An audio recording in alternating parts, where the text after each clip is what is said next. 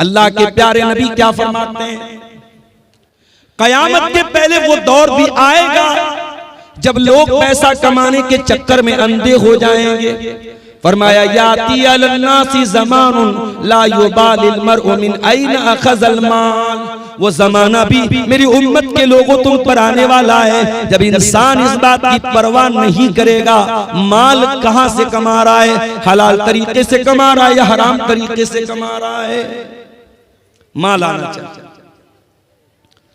जुआ के जरिए आए, सट्टे के जरिए आए, सूद ब्याज के जरिए आए, समूह बैंक के जरिए लोन लेकर के आए, किसी का हक मार करके आए, पैसा आना चाहिए, दौलत आना चाहिए। अल्लाह के प्यारे नबी एक दूसरी हदीस में फरमाते हैं ले कुल्ले उम्मतिन फितनतुन व फितनतु उम्मती अलमाल, हर उम्मत का एक फितना होता है और मेरी उम्मत का फितना माल है। माल बहुत बड़ा फितना है और नबी ने पूरी उम्मत के लिए कहा है। इसमें उम्मत के उलमा भी आ गए, इसमें उम्मत के जाहिल लोग भी आ गए, उम्मत के हर तबके के लिए माल फितना है। माल आजमाइश है, माल कमाने के चक्कर में अगर इंसान अल्लाह से नहीं डरेगा हराम माल भी उसके घर में आ जाए। और आगे बढ़िए, माल आप कमा रहे हैं, अगर आप इस बात की परवाह नहीं करते माल कहां से आ रहा है और इस बात की भी परवाह नहीं करते कि माल कहां पे लुटा रहे हैं, कहीं ऐसा तो नहीं कि महबूबा के रिचार्ज पर अपना माल लुटा रहे हैं, कहीं ऐसा तो नहीं कि ज़िना के अड्डों पर माल लुटा रहे हैं, कहीं ऐसा तो नहीं कि शराब और ड्रग्स के ऊपर आपका माल बर्बाद हो रहा है। इस माल की कमाई का भी हिसाब देना है और इस माल की आमदनी का भी हिसाब देना है। मैं तो जॉब करता हूं, हर साल इनकम टैक्स भरता हूं, मेरा पैन नंबर जैसे ही सिस्टम में डालो साल भर का पूरा कच्चा चिट्ठा, अब तो हमारी गवर्नमेंट ने आधार के साथ हर चीज को लिंक कर दिया है।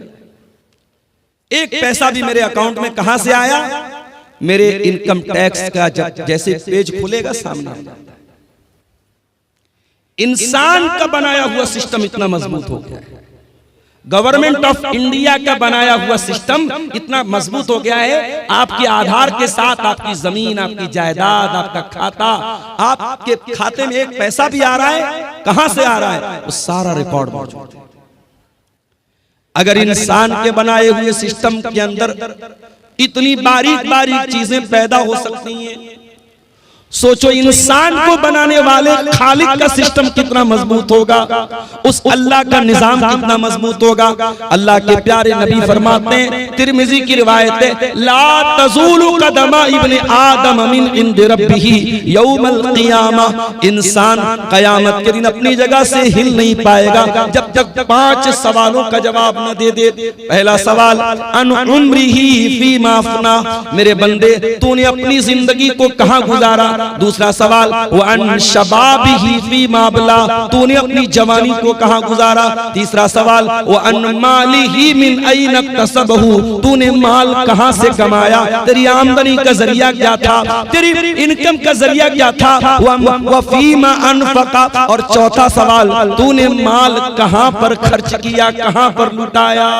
और पांचवा सवाल व माज़ा अमिला फीमा अलिमा, तूने जो इल्म हासिल किया उस इल्म के ऊपर तूने अमल कितना किया। ये 5 सवाल का जवाब आपको भी देना है, मुझको भी देना है, मौलाना साहब को भी देना है, आलिम को भी देना है, जाहिल को भी देना है, कटिहार शहर के रहने वाले को भी देना है, हसनगंज के देहात में रहने वाले को भी देना, हर इंसान माल कहां से कमाया, हिसाब देना है।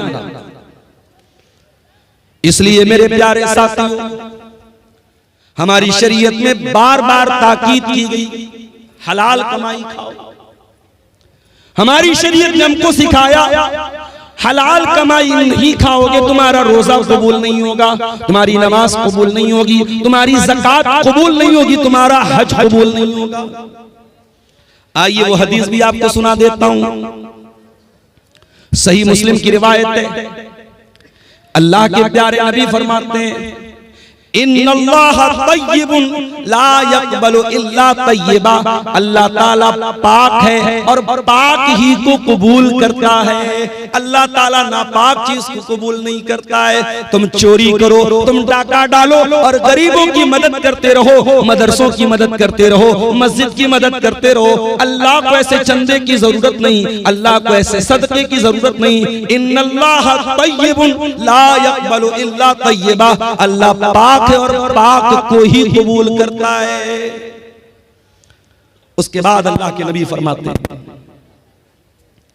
कि अल्लाह ताला ने कुरान में ईमान वालों को हुक्म दिया सूरह बकरा के अंदर, या अय्युहल्लज़ीना आमनू कुलू कुलू मिम्मा फिल अर्ज़ि हलालन तय्यिबा, ऐ ईमान वालो जमीन में जो हलाल चीजें उसको खाओ।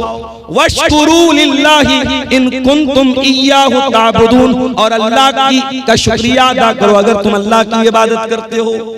ईमान वालों को हलाल कमाई खाने का हुक्म दिया। और कुरान के 18वें पारे में अल्लाह ने अपने रसूलों से फरमाया, या अय्युहर रसूलु कुलू मिनत तय्यिबाति वअमलू सालिहा, ऐ मेरे रसूलो तुम नेक अमल करो और हलाल रोजी खाओ। पता ये चला कि जब तक हलाल रोजी नहीं खाओगे तुम्हारा अमल नेक नहीं हो सकता, तुम्हारे नेक अमल की कोई वैल्यू अल्लाह ताला क्या नहीं है। उसके बाद अल्लाह के नबी ने एक मिसाल दी।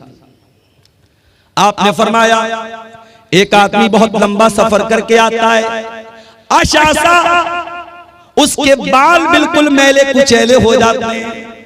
हम लोग भी सफर करते हैं, सफर बता देता है कि इंसान सफर से। रात में पटना में मैं शाम को 6 बजे पटना में था और रात 12 बजे किशनगंज में था। 100-120 की स्पीड से गाड़ी चल रही थी। कार से आदमी आ रहा, आराम से आ रहा है, मगर पहुंचने के बाद इंसान की बॉडी बता देती है सफर करके। अल्लाह के नबी फरमाते इतना लंबा सफर करके आया है, आशासा बाल परागंदाए अगबरा, उसके कपड़े मैले कुचैले, उसके कपड़े देख करके पता चल रहा है बड़ा लंबा सफर करके आया है। यमुद्दु यदैहि, और अपने हाथों को उठा करके अल्लाह से दुआ करता है। देखो जब बंदा हाथ उठा के दुआ करता है तो अल्लाह ताला दुआ कबूल करता है। अब यहीं से ये मसला भी नोट कर लो कि दुआ के लिए हाथ उठाना ये दुआ के आदाब में से। अब बाज लोग कहते हैं साहब नमाज के बाद हाथ उठा के दुआ कर सकते हैं कि नहीं? अगर इंडिविजुअली कर रहे हो, अलग अलग कर रहे हो, कर सकते हो, लेकिन अगर इज्तिमाई हो रही है तब ये बिदअत है, इसकी गुंजाइश नहीं। आदमी अपने तौर पर अल्लाह से कुछ मांग रहा है, कोई मसला नहीं, मांग सकता है भाई। जरूरी तो नहीं कि नमाज में मैंने सब मांगा। मेरा बच्चा बीमार है, नमाज मैंने पढ़ ली, अब मैं हाथ उठा के दुआ करूं अल्लाह मेरे बच्चे को शिफा दे। कारोबार को लेकर परेशान हूं, दुकान अच्छी नहीं चल रही है, रोजी रोटी अच्छी नहीं चल रही है, नमाज पढ़ लिया, तस्बीहात पढ़ ली, दुआएं पढ़ ली, अस्कार पढ़ लिया, अब हाथ उठा के दुआ कर रहा हूं अल्लाह मेरी दुकान को तू चला दे, मेरी रोजी को कुशादा कर। कोई हर्ज की बात नहीं, हाथ उठा के दुआ कभी भी कर सकते हैं, कोई हर्ज की बात नहीं। बल्कि हाथ उठा के जब बंदा दुआ करता है, अल्लाह के प्यारे नबी फरमाते हैं इन्नल्लाह हय्युन करीमुन, अल्लाह ताला हया वाला है, अल्लाह ताला करम वाला है। जब बंदा अल्लाह की बारगाह में हाथ उठा के दुआ करता है तो अल्लाह ताला को हया आती है कि बंदे को खाली हाथ कैसे लौटाए। अल्लाह बंदे को खाली हाथ नहीं लौटाता। दुआ के लिए हाथ उठाना ये दुआ के आदाब में से है। अल्लाह के रसूल कह रहे लंबा सफर करके आया है, बाल मैले कुचैले, कपड़े गंदे, और हाथ उठा के दुआ कर रहा है और कहता या रब्बी ऐ मेरे रब, या रब्बी ऐ मेरे रब। अल्लाह को रब कह के दुआ कर रहा है। ये भी मसला याद रखो, जब अल्लाह को रब कह के दुआ मांगी जाए तो दुआ जल्दी कबूल होती है। एक तो मुसाफिर है, मुसाफिर की दुआ जल्दी कबूल होती है। लंबा सफर करके आया है, मुसाफिर है, कपड़े मैले कुचैले हैं, हाथ उठा के दुआ कर रहा है, अल्लाह को रब कह के दुआ कर रहा है। यानी कबूलियत के कई असबाब और कबूलियत की कई चीजें इकट्ठा हो गई हैं। लेकिन अल्लाह के नबी फरमाते हैं व मतामुहु हराम व मशरबुहु हराम व मलबसुहु हराम व गुज़िया बिल हराम फअन्ना युस्तजाबु लिज़ालिक। ऐ मेरे सहाबा, उसका खाना हराम कमाई का, उसका पानी हराम कमाई का, उसका कपड़ा हराम कमाई का, उसकी परवरिश हराम कमाई की। फअन्ना युस्तजाबु लिज़ालिक, ऐसे इंसान की दुआ कैसे कबूल होगी? हराम खाने वाले की दुआ कबूल नहीं होगी मेरे भाई। रोते रहे हम। आसाम से आए हैं मुनव्वर हुसैन, आसामी से। पूछा मैंने वहां के हालात, बयान नहीं कर सकता क्या हालात। जुल्म की बहुत सारी दास्तानें शायद हम तक और आप तक पहुंचती भी नहीं है। जिनको कलम लिख नहीं सकते, ज़बानें बयान नहीं कर सकती, वो जुल्म आज हो रहा है। फलस्तीन के शहर गाजा में क्या हुआ? छोटे छोटे बच्चों के कैसे चिथड़े बने, और यहां इमाम हरम दुआ कर रहे हैं। रमजान में रो रो के दुआएं हो रही हैं, इंडिया के चप्पे चप्पे में दुआएं हो रही हैं। ये दुआएं क्यों कबूल नहीं हुई? क्योंकि हमने ये देखना बंद कर दिया कि हमारी कमाई हलाल है क्या। अल्लाह के नबी के एक सहाबी हैं, नाम नोट कर लो, साद बिन अबी वक्कास। अभी पूछो, इतना बड़ा मजमा है, अब्दुल गफ्फार साहब आपकी हर तकरीर सुनता हूं, आपके साथ सेल्फी लेने का बड़ा शौक है।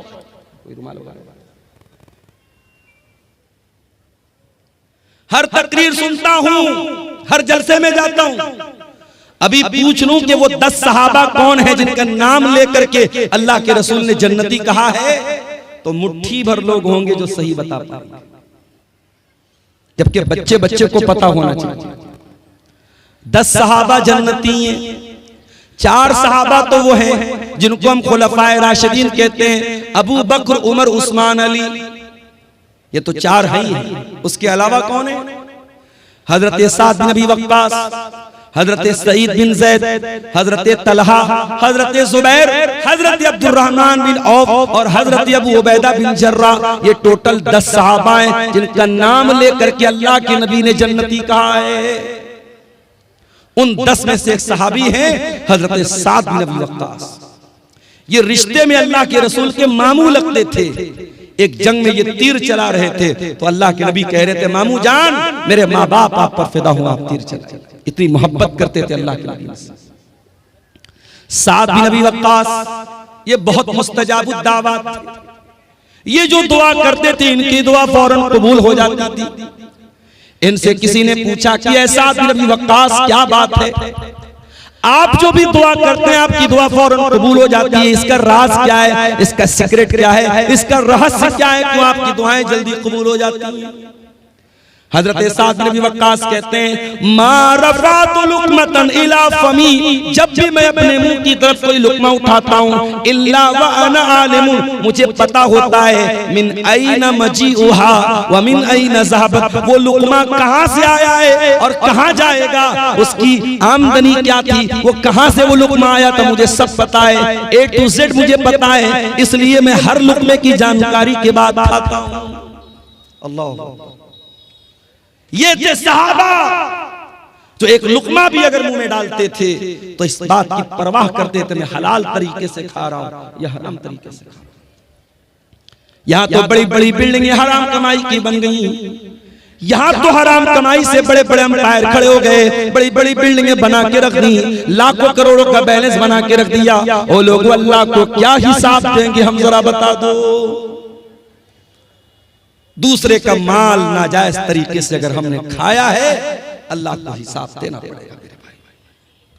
अच्छा एक बात बताओ, आज के इस गए गुजरे दौर में भी हम मस्जिद का एहतराम करते हैं कि नहीं करते? बहुत एहतराम करते हैं। शराबी जब मस्जिद के पास से गुजरता है, शराफत से गुजर जाता है। नहीं, मस्जिद के पास कोई हुड़दंग नहीं, कोई शरारत नहीं। और हमारे हिंदुस्तान में तो हमारे गैर मुस्लिम भाई भी मस्जिद का बड़ा एहतराम करते थे। होली का त्योहार आता था, होली खेलते थे, हमने अपने मोहल्ले में देखा, सारे मोहल्ले में होली खेल रहे, बीच में मस्जिद आई, नहीं भाई ये मस्जिद है, यहाँ कोई बदतमीजी नहीं होनी। ये एक माहौल था हिंदुस्तान का। वो अलग बात है, धीरे धीरे नफरत को जहनों में डाला गया। अब तो बाकायदा मुसलमान की मस्जिद पर दूसरे मजहब का आदमी अपना झंडा लगाने की कोशिश करता है और मस्जिद के सामने गाली गलौज भी हो रहा है और भड़काऊ नारे भी लगाए जा रहे हैं, हालात खराब किए जा रहे हैं। मगर मस्जिद का एहतराम गैर मुस्लिम भी हमारे देश में करता था और करता है। मस्जिद का एहतराम हम सब करते हैं। मस्जिद से भी बढ़कर के एक मुसलमान की जान, एक मुसलमान का माल और एक मुसलमान की आबरू की अहमियत है मेरे भाई। आइए बुखारी की वो हदीस आपको सुनाता हूं। हदीस के रावी कौन? अब्दुल्ला बिन अब्बास। अब्दुल्ला बिन अब्बास कौन है? नबी के चचा के बेटे हैं, 8 साल के बच्चे हैं। रात में जब अल्लाह के नबी तहज्जुद के लिए उठा करते थे, अब्दुल्ला बिन अब्बास आते थे और वजू का पानी ला के रख देते थे। ओ लोगों, तुम्हारे मोहल्ले में उलमा आते हैं, तुम्हारे गांव में उलमा आते हैं, तुम्हारे इलाके में जमात के बड़े बड़े उलमा आते हैं, कम से कम अपने छोटे बच्चों को उलमा से मुलाकात के लिए लेकर के आया करो, उनको उलमा का एहतराम तो सिखाया करो, उनके दिल में उलमा की मोहब्बत तो डाला करो। नबी रात में उठते हैं, तहज्जुद की नमाज के लिए उठते हैं और वजू का पानी लेकर के कौन आता है? 8 साल का बच्चा आता है। नाम क्या है? अब्दुल्ला बिन अब्बास। नबी ने पूछा, ये वजू का पानी कौन लाया? जवाब मिला, अब्दुल्ला बिन अब्बास लाया। नबी ने रात के अंधेरे में दुआ की, अल्लाहुम्मा अल्लिमहुल कुरान, ऐ अल्लाह तू अब्दुल्ला बिन अब्बास को कुरान का इल्म अता फरमा दे, कुरान का आलिम बना दे, कुरान की नॉलेज दे दे, कुरान का ज्ञानी बना दे, कुरान की तफसीर का इल्म दे दे। और आज जब भी आप तफसीर की कोई भी किताब उठाएंगे, सबसे ज्यादा अगर किसी का नाम आपको मिलेगा, अब्दुल्ला बिन अब्बास का नाम मिलेगा। कुरान करीम की तफसीर में नंबर 1 माने जाते हैं सहाबा किराम। ये नबी की दुआ की बरकत थी। वही अब्दुल्ला बिन अब्बास रिवायत करते हैं, अल्लाह के प्यारे नबी अपनी जिंदगी का पहला और आखिरी हज कर रहे हैं और हज के मौके पर तकरीबन 1.25 लाख सहाबे किराम आपके साथ हैं। जिलहिज्जा की 10 तारीख आती है, ईद उल अज़हा का दिन आता है, यौमुन नहर आती है। अल्लाह के प्यारे नबी अपने सहाबा के साथ हैं। आपने मिना के मैदान में फरमाया, अय्यो यौमिन हाज़ा, ऐ मेरे सहाबा ये कौन सा दिन है? सहाबा ने कहा, यौमुन हराम, आज का दिन तो यौमुन नहर है, आज का दिन तो 10 जिलहिज्जा की तारीख है, आज का दिन तो बड़ा एहतराम वाला है। फिर आपने पूछा, अय्यो बलदिन हाज़ा, ये शहर कौन सा है?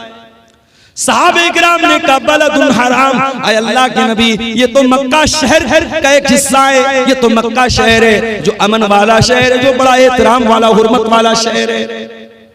फिर आपने पूछा, अय्यो शहरिन हाज़ा, ये कौन सा महीना है? सहाबे किराम ने फरमाया, शाहरुन हरामुन, ये तो हुर्मत वाला महीना है, ये तो जिलहिज्जा का महीना है। अब जरा नबी के अल्फाज सुनिए। अल्लाह के प्यारे नबी ने फरमाया, इन्ना दिमाअकुम व अमवालकुम व आराज़कुम हरामुन अलैकुम का हुर्मत यौमिकुम हाज़ा फी बलदिकुम हाज़ा फी शहरिकुम हाज़ा। ऐ मुसलमानों, कान खोल करके सुन लो, तुम्हारी जान, तुम्हारा माल और तुम्हारी इज्जत व आबरू एक दूसरे के लिए हराम है। उसी तरीके से जैसे आज का ये दिन हुर्मत वाला है, जैसे ये मक्का शहर हुर्मत वाला है, जैसे ये जिलहिज्जा का महीना हुर्मत वाला है, एक दूसरे की जान और माल का उतना ही एहतराम करो। किसी का माल नाजायज तरीके से लेना आपके लिए जायज नहीं है मेरे भाई। और आगे बढ़िए, कुरान का दूसरा पारा उठाइए। अल्लाह फरमाता है, वला ताकुलू अमवालकुम बैनकुम बिल बातिल। ऐ मुसलमान, तुम एक दूसरे का माल नाजायज तरीके से, बातिल तरीके से, इनवैलिड तरीके से, अवैध तरीके से न खाया करो। एक दूसरे का माल हराम तरीके से न खाया करो। वह तुदलू बिहा इलल हुक्काम, और अपने मसले को अदालत में ले जाकर के लेताकुलू फरीकम मिन अमवालिन नास बिल इस्मी, लोगों का माल नाजायज तरीके से खाने के लिए अपने मसले को अदालत में न लेके जाओ। कभी कभी ऐसा होता है, हमें मालूम है जमीन हमारी नहीं है, जायदाद हमारी नहीं है, पैसा हमारा नहीं है, हम हड़प रहे हैं किसी का, मगर हमको पता है अदालत में जाएंगे तो हम जीत जाएंगे। वो किसी ने अदालत की फुल फॉर्म बयान की है ना, आओ दावा करो, लड़ो और तबाह हो जाओ, बिल्कुल सही है। अभी उत्तर प्रदेश में मदरसे का मुकदमा चल रहा है, पता होगा आपको। उत्तर प्रदेश में जितने सरकारी मदरसे थे, इलाहाबाद हाई कोर्ट का फैसला आया कि ये सारे मदरसे गैर कानूनी हैं, इनको बंद कर दिया जाए और इन मदरसे में पढ़ने वाले बच्चों को स्कूल में डाल दिया जाए।